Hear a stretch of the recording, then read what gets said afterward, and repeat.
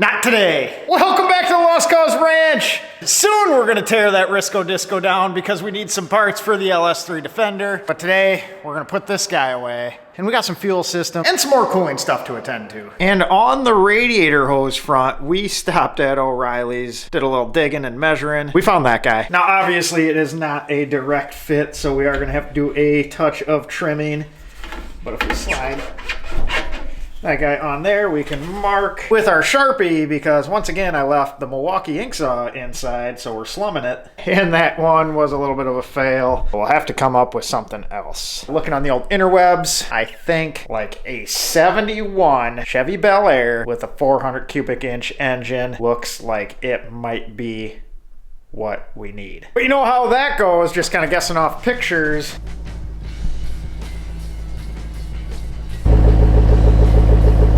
Would you look at that? It is snowing here in Iowa. Normally not happy about, but today happens to be the annual snow run for the local off-road club. So snow's not terrible, I guess. Maybe one of these years the LS3 Defender will be able to go on this little trip. Instead, we're just in the garage to grab some gloves.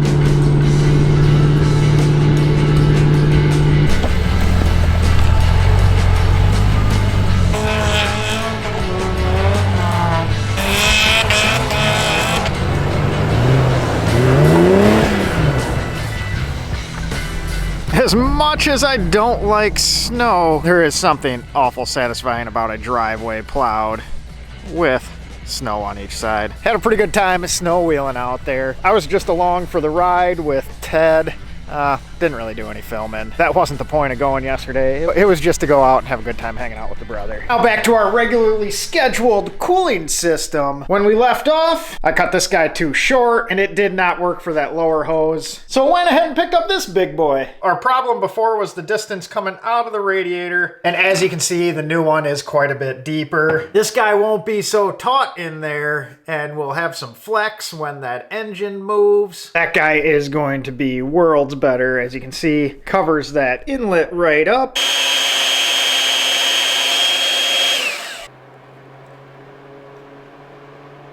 I would say that's a touch better fitment the second time around. About as good as you can ask for. Now for that upper radiator hose. That is where these aluminum tubes come in. We're only gonna need a pair of them. These are 1.5 inch mandrel bent. And they're gonna run in an S-like fashion. And if we're running straight across here, we need it to be 18 inches.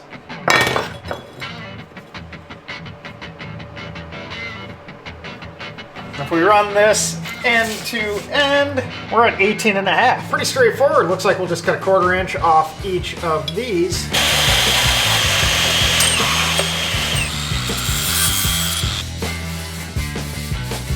We also went on a huge high dollar shopping spree today. No, we didn't. Wasn't high dollar. We just went to Harbor Freight. Currently at the house, have a mixture of some Harbor Freight and Bosch hand tools. And I've actually been pretty impressed with these Bowers. I originally picked these up so it was easier to keep them separate from Ted's Milwaukee tools. And they did a good job building the shop. Figure I'd retire the old Bosch stuff. I picked up another drill and a little 3/8 impact and a few more batteries. Before we start welding, we're gonna set this pipe right up next to them. That'll be our straight line reference for this. It's gonna be up front and center in there. It's gotta look right.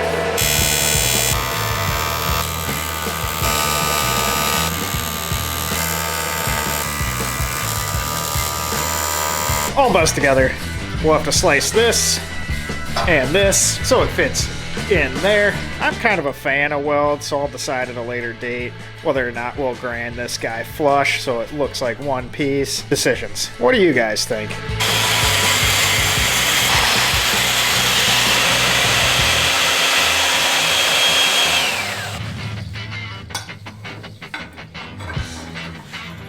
That guy is perfect. I'll shorten these up so they got a little bit of clearance. So when we slide these guys on, it does have a tiny bit of give. We want to have the engine be able to move without pulling on this. I'm telling you, that is just the ticket. I'm not sure whether we'll leave this raw aluminum or if we will powder coat it, maybe like a black, maybe a satin black to match the intake manifold. But if we just went ahead and brushed it and did the raw aluminum, That might look all right as well. And that guy's tucked nicely below the throttle body, so we have plenty of room to route the intake. That front of the engine is just coming along swimmingly. When we started this project, we had the 2.5 liter diesel, and obviously that has changed. We now have the very healthy 430 horsepower, 6.2 liter LS3 GM Performance V8. That's a mouthful. But obviously with that happening, the factory fuel setup would no longer suffice. One being it was for a diesel, two being we're quintupling the horsepower. To do that, we chopped off the factory flange for the pump hanger, and we made our own, and we are using this cool little setup from Holley. But being we're using the factory tank, we get to use the factory fill, and we're also going to use a factory fuel level sensor. This guy right here, I mean, not this exact one, but we're going to do a new one of these. Before we get started on the fuel system, we did get the updated power steering brackets installed. If you remember from the last video, we had to do a touch bit of modification. So here's our slimmed down version. We have the pulley depth dialed in, but unfortunately, as you do with many custom jobs, we ran into another problem. Sometimes you don't foresee a future issue until you were at that point. But when I was using this bundle of wire to get our belt length, I'm not quite happy with the amount of wrap on the crank pulley. We're probably about 110 degrees. I'd like a touch more than that. Once again, I need to modify this front pump bracket. Quite nice that we have the 3D printer because we're on rendition 17. I mean, it's only number 3, but it feels like 17. Anyways, I'm gonna add another idler pulley somewhere in that vicinity, and that should get us to about 160 degrees of belt wrap, along with creating more clearance in this area for the steering gear and whatnot. But more on that later. Our fuel system is actually pretty simple on the LS3. The main star of the show is this Holley 340 liter per hour pump. The flow that guy puts out is far beyond anything we will ever push this LS3 to. And the 430 horsepower is already completely unnecessary in this guy. But why not have it? But this guy is a Connect and Cruise GM Performance setup, and they are set up as a returnless fuel system, which means there's only a single feed to the fuel rails. That is that guy there. There's nothing that shoots back to the fuel tank. So this pump is regulated in the tank, and it just has this single feed.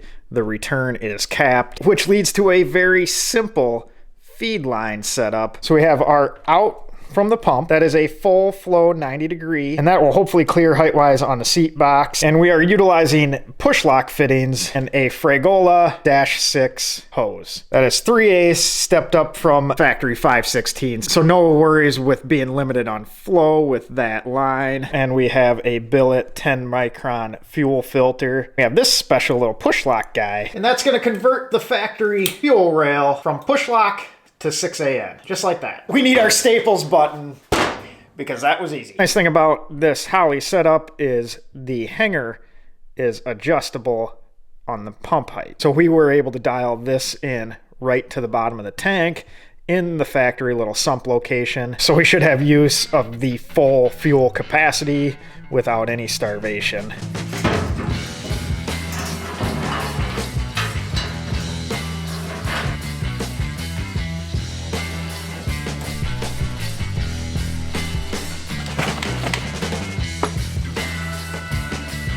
So what is nice about this push lock hose is literally just that.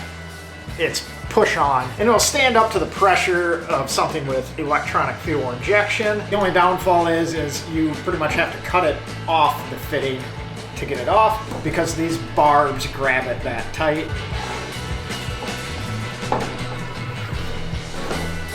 There is our fitting fully seated on there. No chance of that popping off. I mean, theoretically no chance. Never say never. So we tossed our seat box back on there to make sure we have plenty of clearance for the fuel line, and that sits underneath there.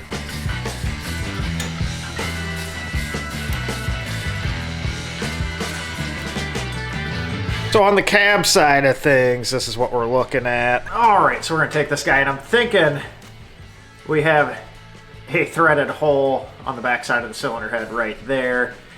And I think if we do something like this. And what we're gonna do is we're gonna leave an air gap from the backside of the cylinder head. It's an aluminum housing filter. We don't wanna heat soak that too bad. So I think something like that.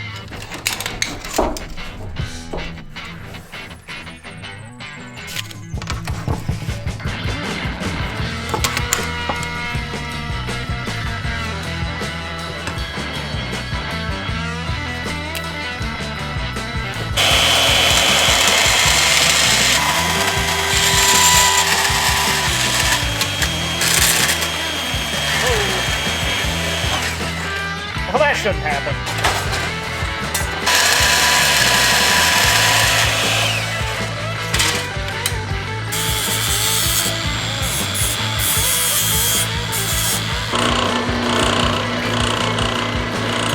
All right, so we just threw a little bend on that guy, and there is our simple little bracket. That fuel filter will sit right on top like that. So we went ahead and made a shorter bolt via the bandsaw. We'll end up using a button head on this, but I don't have a short one on hand. But now we need to hold the filter down to the bracket. And guess what we're gonna do? Back to the 3D printer. We're gonna take this and this inside, do some measuring, do some drawing. And here is our piece I was able to come up with. Fuel filter will clamp right in the center there. I used to do quite a bit of 2D drawing when we were using the CNC plasma. Haven't done a whole lot of 3D stuff, and this has been kind of fun playing around. I'm not doing anything remarkably complicated, but it is pretty satisfying putting rounded edges on stuff. So let's shoot this guy into the printer and see what pops out. And this is what we came up with. We got our radiused edges all the way around, a little recess to keep the bolt flush. And that guy's just gonna go over and sit like so. We'll wrap an isolator on the inside of that for the final fit up.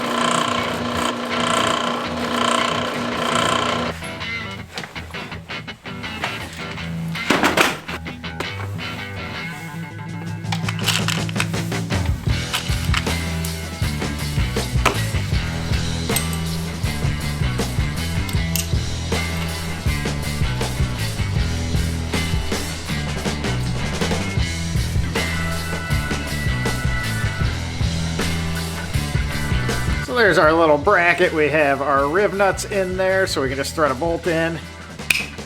Just like that.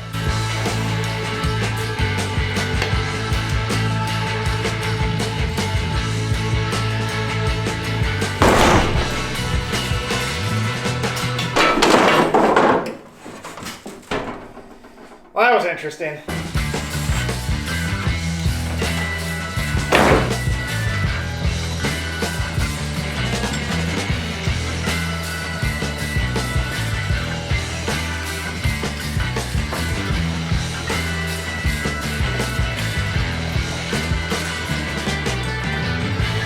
Down to our last run of hose, and this guy's straight now.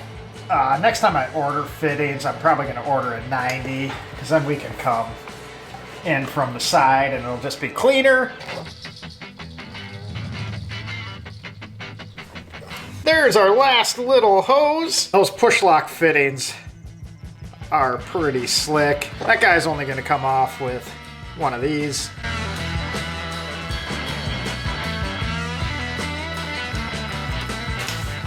So we definitely need to get a 90 there. That will run this right above that coil pack, and we'll be able to do another cushion clamp along the back. But I love the way that guy turned out. Pretty slick looking. Our washer reservoir will probably be back here, but we got plenty of room for that. Depending on all the packaging, may run the coolant reservoir tied back there as well.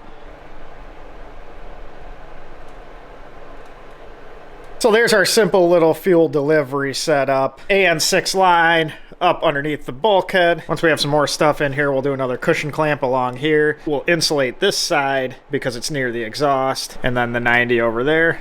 Pretty good. I think the fuel system and the radiator hoses are looking pretty good. Now, it's time to do some destruction, and we will do that on the next video. Appreciate you guys watching. Appreciate you subscribing. We're gonna tear some stuff up. Have a good night.